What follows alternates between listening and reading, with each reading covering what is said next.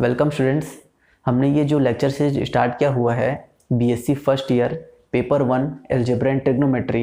इस बुक में जो फर्स्ट यूनिट था उसमें 4 टॉपिक थे, जिसमें से हमने special type of matrices, elementary operations और रैंक ऑफ मैट्रिक्स को कवर कर लिया है। अब हमारा जो नेक्स्ट टॉपिक होगा वो होगा eigen value and eigen vectors. इसके ऊपर में हम 2 या 3 वीडियो लेक्चर बनाएंगे और उसके बाद हम प्रीवियस ईयर के क्वेश्चन पेपर्स का एनालिसिस करेंगे जो आपकी बिलासपुर यूनिवर्सिटी और पंडित रविशंकर शुक्ल यूनिवर्सिटी में पूछे जाते हैं। और आज का हमारा टॉपिक होगा eigen values and eigen vectors. तो आइगन वैल्यू और आइगन वेक्टर को पढ़ने से पहले मैं आपको आर स्क्वायर, आर क्यूब और आर एन के बारे में कुछ इन्फॉर्मेशन दे देता हूँ। देखिए, आर का मतलब क्या होता है? Set of real numbers.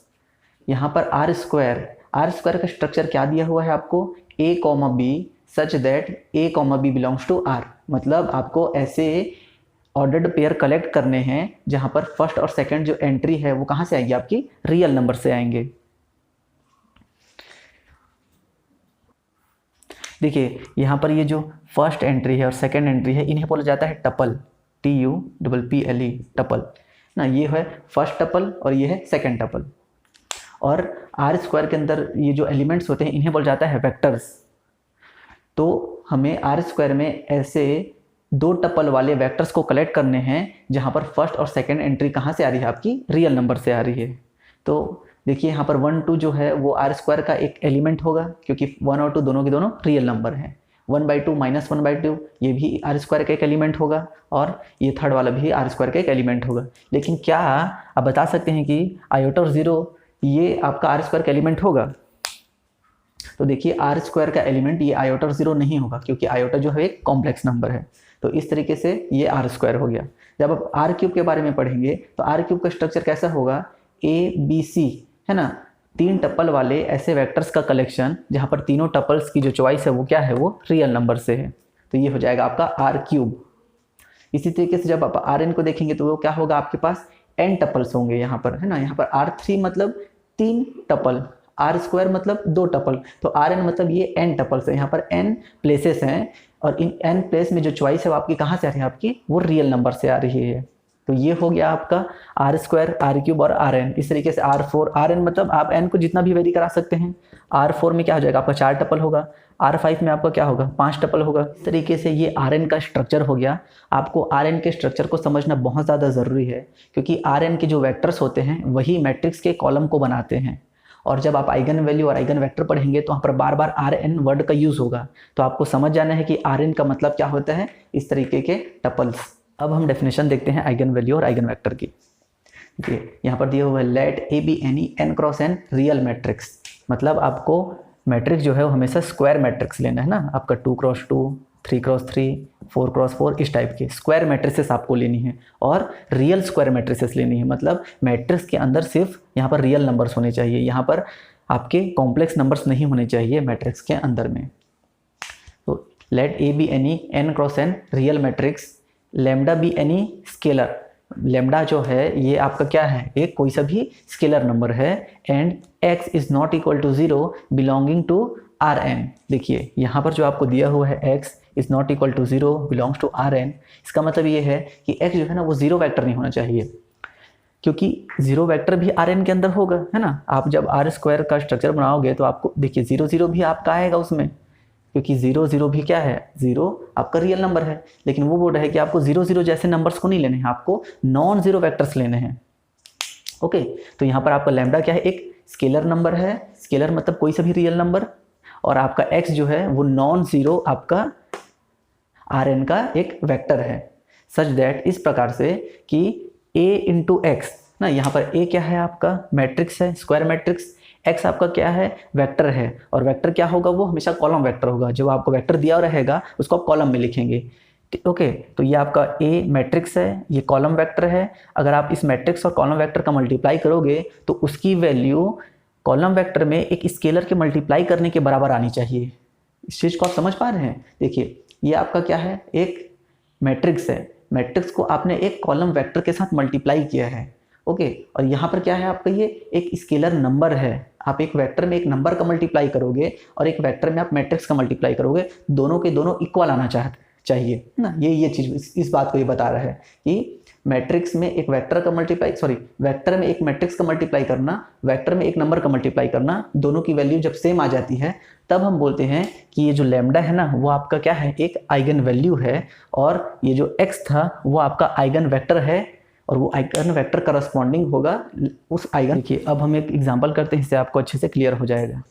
यहाँ पर आपको मैट्रिक्स दिया हुआ है 2x2 ऑर्डर का, जिस ऑर्डर का आपका मैट्रिक्स होगा ओके, उसी ऑर्डर का आपका जो है वो वेक्टर होगा। जहाँ यहाँ पर 2x2 है तो यहाँ पर r² होगा, अगर ये 3x3 का होता तो ये क्या होता, r³ होता। ओके, तो ये 1 2 है आपका वेक्टर। अब आपको क्या करना है, ax फाइंड आउट करना है। ax क्या हो जाएगा, 3 0 8 और -1। मैंने आपको बताया था कि जो वेक्टर होते हैं वो कॉलम्स होते हैं ना, तो आपको क्या लिखना है, इसे कॉलम में लिखना है, रो में आप मत लिख देना इस चीज़ को, उसको आपको कॉलम में लिखना है 1 2। सॉल्व करने से क्या हो जाएगा, ये हो जाएगा आपका 3 6। 3 6 को आप क्या लिख सकते हैं, 3 कॉमन निकाल के आप लिख सकते हैं 1 2। ठीक है, इसको अब मैं यहाँ पर लिखता हूँ, ये हो गया 3 × 1 2। अब आप इस चीज़ को ये यहाँ से आप मैच कीजिए, तो ये आपका मैट्रिक्स है A, ये आपका वेक्टर है x, ये आपका स्केलर है लैम्डा, और ये आपका वेक्टर है x। तो देखिए यहाँ पर आपका लैम्डा क्या है, 3 है, मतलब 3 आपका क्या हो गया, एक आइगन वैल्यू हो गया ना, क्योंकि आप एक मैट्रिक्स में एक वेक्टर का मल्टीप्लाई कर रहे हो, वो वैल्यू आप एक वेक्टर में एक स्केलर का मल्टीप्लाई कर रहे हो उसके बराबर आ रही है, तो ये 3 क्या हो गया, आपका आइगन वैल्यू हो गया। 3 इज़ योर आइगन वैल्यू। और ये जो 1 2 आप जिसे वेक्टर बोल रहे थे, अब वो क्या हो गया, वो आपका हो गया आइगन वेक्टर। तो ये हो गया एक एग्जांपल। अब हम कुछ मेथड देखते हैं जिसकी हेल्प से आप 3x3 4x4 के मैट्रिक्स की बहुत इजी तरीके से आइगन वैल्यू और आइगन वेक्टर फाइंड आउट कर पाएंगे। देखिए कुछ इंपॉर्टेंट रूल्स हैं जो आपको पता होना बहुत ज़्यादा ज़रूरी है। जैसे कि जब आपने आइगन वैल्यू और आइगन वेक्टर का डेफिनेशन देखा, वहाँ पर आपको दिया था x is not equal to 0 ना, यहाँ पर आपको क्या बोलते हैं कि x 0 वेक्टर नहीं होना चाहिए, है ना, does not belongs to Rn, मतलब इस टाइप का ये कोई 0 वेक्टर होगा ना, 0 मतलब 0 नहीं ना, वो 0 वेक्टर होगा एक टाइप का। जैसे कि अगर r² का 0 कैसा होगा, इस तरीके से, r³ का 0 कैसा होगा, इस तरीके का, तो Rn का 0 कैसा होगा, एक ऐसा टपल में 0 वेक्टर होगा। तो आपका कभी भी आइगन वेक्टर जो है वो 0 वेक्टर नहीं हो सकता। ओके, तो कई बार क्वेश्चन पूछा जाता है कि कौन सा ऐसा वेक्टर है जो कभी भी आइगन वेक्टर नहीं बन सकता, तो जो 0 वेक्टर है वो कभी भी किसी मैट्रिक्स के लिए आइगन वेक्टर नहीं बन सकता। इन चीज़ों को आप नोट करते चलिए। दूसरा चीज़ ये कि जब आप मैट्रिक्स देखिए, जब आप मैट्रिक्स का आइगन वैल्यू निकालते हैं ना, n×n ऑर्डर का अगर आपके पास मैट्रिक्स है तो आपके पास n आइगन वैल्यू निकलेगा। मतलब अगर आपके पास 3×3 ऑर्डर का मैट्रिक्स है तो आपके पास 3 आइगन वैल्यू निकलेंगे। अब यहाँ पर कोई गारंटी नहीं है कि वो 3 आइगन वैल्यू सेम होंगे या डिफरेंट होंगे, हो सकता है आइगन वैल्यू सेम हो जाए। मान लीजिए किसी मैट्रिक्स का आइगन वैल्यू 1 1 2 आ जाता है, या किसी मैट्रिक्स का 1 2 3 आ जाता है, तो ये रिपीट होंगे, या हो सकता है सारे के सारे एक जैसे आ गए 2 2 2, है ना। तो इसके ऊपर कोई रेस्ट्रिक्शन नहीं है ना, आपके पास जिस ऑर्डर का मैट्रिक्स है उतने आपके पास आइगन वैल्यूज मिलेंगे, लेकिन वो रिपीट होंगे या सेम होंगे इसके ऊपर आप कुछ नहीं बोल सकते। इसके बाद थर्ड इंपॉर्टेंट रिजल्ट ये है कि जैसे कि आपके पास लैम्डा जब आइगन वैल्यू बनता है तो आप क्या लिखते हैं, ax is equal to lambda x, है ना। तो एक आइगन वैल्यू के लिए आप एक से ज़्यादा आइगन वेक्टर फाइंड आउट कर सकते हैं। इसका मतलब क्या है, मान लीजिए लैम्डा अगर 2 आइगन वेक्टर्स के लिए आइगन वैल्यू है तो आप क्या लिखेंगे, ax1 is equal to lambda x1 और ax2 is equal to lambda x2। यहाँ पर मैं क्या बोल रहा हूँ कि एक आइगन वैल्यू के करस्पॉन्ड में 2 आइगन वेक्टर्स हो सकते हैं, 2 डिफरेंट आइगन वेक्टर्स जो है वो एक आइगन वैल्यू के लिए हो सकते हैं, ठीक है। लेकिन जैसे कि एक आइगन वेक्टर जो है वो सिर्फ एक वेक्टर, जैसे मान लीजिए x एक वेक्टर है तो ये वेक्टर सिर्फ एक ही आइगन वैल्यू लैम्डा के लिए आपका आइगन वेक्टर होगा ना। ऐसा नहीं कि ये x जो है वो x लैम्डा के लिए भी आइगन वेक्टर हो गया और कोई अल्फा है उसके लिए भी आइगन वेक्टर हो गया ना। मतलब ये इस तरीके से ax is equal to lambda x और ax is equal to alpha x, ये चीज़ नहीं होगा। एक आइगन वैल्यू के लिए 2 आइगन वेक्टर्स हो सकते हैं, लेकिन एक आइगन वेक्टर के लिए सिर्फ एक ही आइगन वैल्यू होगा। मतलब एक आइगन वैल्यू के करस्पॉन्ड में 2 आइगन वेक्टर्स आ सकते हैं, लेकिन एक आइगन वेक्टर के करस्पॉन्ड में सिर्फ एक ही आइगन वैल्यू होगा। ये बहुत इंपॉर्टेंट है। कई बार आपके 2 मार्क्स या 3 मार्क्स के जो स्टेटमेंट वाले रहते हैं उसमें ये क्वेश्चन पूछा जाता है। तो आप ये 4 जो मैं आपको रिजल्ट बताए हैं उसको आप अच्छे से याद रखिएगा, इसको लिख लीजिए आप। देखिए, आइगन वैल्यू को एक और नाम से जाना जाता है कैरेक्टरिस्टिक वैल्यू। तो अगर आपको कैरेक्टरिस्टिक वैल्यू बोलेगा तो आप बिल्कुल भी कंफ्यूज मत होना कि वो किस चीज़ के बारे में बात कर रहा है। कैरेक्टरिस्टिक वैल्यू मतलब आइगन वैल्यू ही होता है। कैरेक्टरिस्टिक मैट्रिक्स क्या होता है? देखिए, कैरेक्टरिस्टिक मैट्रिक्स होता कैसा है मैं आपको ये बता रहा हूँ। इसका स्ट्रक्चर, आपको मैट्रिक्स दिया हुआ है ए, आप उसमें लैम्डा इंटू आइडेंटिटी मैट्रिक्स को सब्सट्रैक्ट करेंगे। मतलब आपने आइडेंटिटी मैट्रिक्स में एक स्केलर का मल्टीप्लाई किया है और उसे दिए हुए मैट्रिक्स के साथ आप जब सब्सट्रैक्ट करके लिखोगे तो जो मैट्रिक्स मिलेगा आपको उसे ही कैरेक्टरिस्टिक मैट्रिक्स बोला जाता है। Okay, characteristic equation. तो जब आपने ये वाला प्रोसेस किया, लैम्डा में आपने पहले आइडेंटिटी मैट्रिक्स का मल्टीप्लाई किया और उसे गिवन मैट्रिक्स के साथ सब्सट्रैक्ट कर दिया, और उसका जब आप डिटरमिनेंट निकाल के उसे 0 की इक्वेट करते हैं, तब ये जो इक्वेशन है ना वो लैम्डा के टर्म्स में आएगा। ये आएगा इन टर्म्स ऑफ लैम्डा। ये लैम्डा के टर्म्स में आपको एक इक्वेशन मिलेगा जिसे हम कैरेक्टरिस्टिक इक्वेशन बोलते हैं। ओके, तो अब हम ये देखेंगे कि आप कैसे आइगन वैल्यू या फिर कैरेक्टरिस्टिक वैल्यू फाइंड आउट कर सकते हैं। आपको कुछ नहीं करना है, आपको सिंपली ये जो कैरेक्टरिस्टिक इक्वेशन है ना वो फाइंड आउट करना है। आप क्या करेंगे, a माइनस लैम्डा आई का डिटरमिनेंट फाइंड आउट करेंगे, उसे 0 की इक्वेट करेंगे, वो लैम्डा के टर्म्स में आपको इक्वेशन मिलेगा और उस इक्वेशन से आप लैम्डा की वैल्यू फाइंड आउट करेंगे और वही आपका क्या होगा, आइगन वैल्यू होगा। तो चलिए कुछ एग्जांपल्स करते हैं। देखिए, आपको यहाँ पर मैट्रिक्स दिया हुआ है 2x2 ऑर्डर का मैट्रिक्स। अब आपको क्या करना है, इसका कैरेक्टरिस्टिक पहले इक्वेशन निकालना पड़ेगा। आप क्या करेंगे, a माइनस लैम्डा इंटू आई, ये करेंगे, ये क्या हो जाएगा आपका 3 2 माइनस 1 0 माइनस लैम्डा इंटू 1 0 0 1, ये हो जाएगा आपका 3 2 माइनस 1 0 और ये हो जाएगा आपका लैम्डा 0 0 लैम्डा।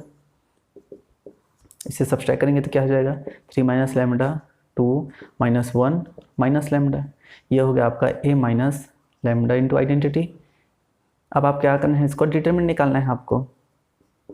ये क्या हो जाएगा, जब आप इसका डिटरमिनेंट निकालेंगे तो ये क्या हो जाएगा 3 minus lambda into minus lambda plus 2, और इसे क्या करना है आपको 0 से इक्वेट कर देना है। तो ये क्या हो जाएगा,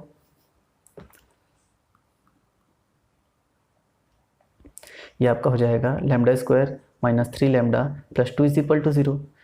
जब आप इसे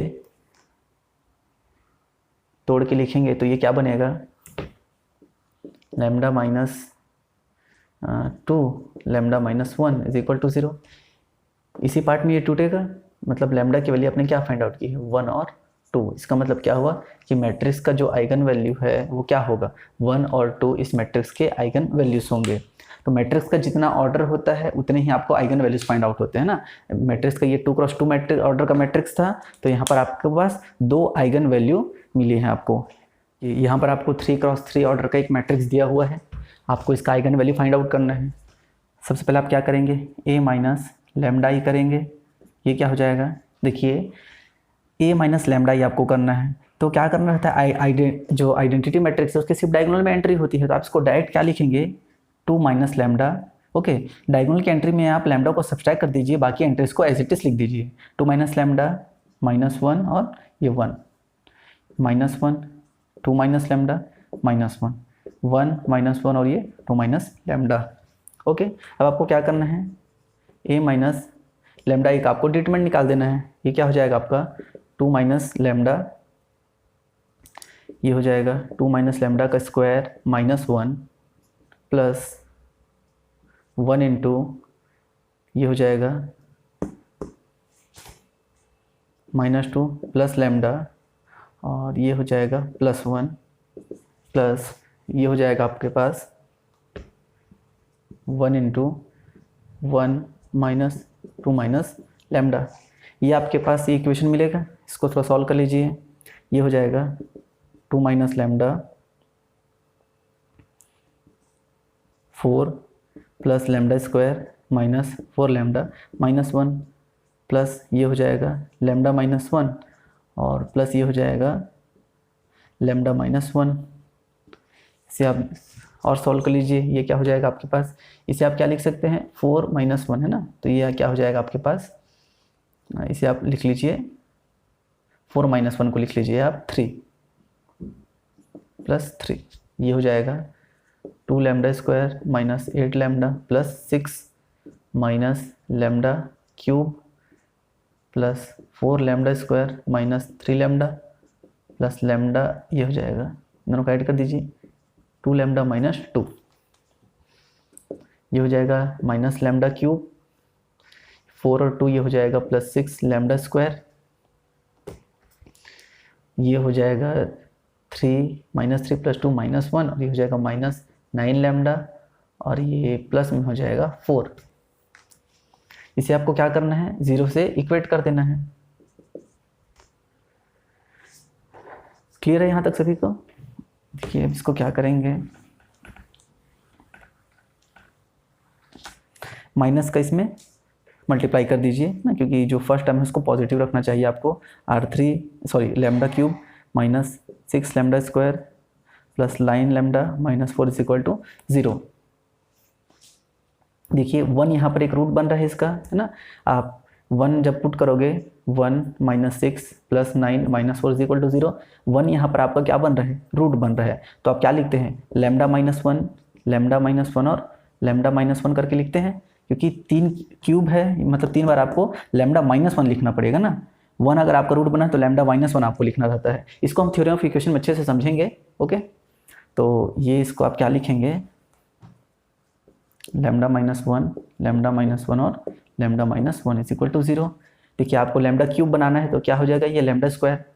अब देखिए लैम्डा स्क्वायर इंटू लैम्डा क्या होगा, लैम्डा क्यूब, ये तो आपका बन चुका है लैम्डा क्यूब।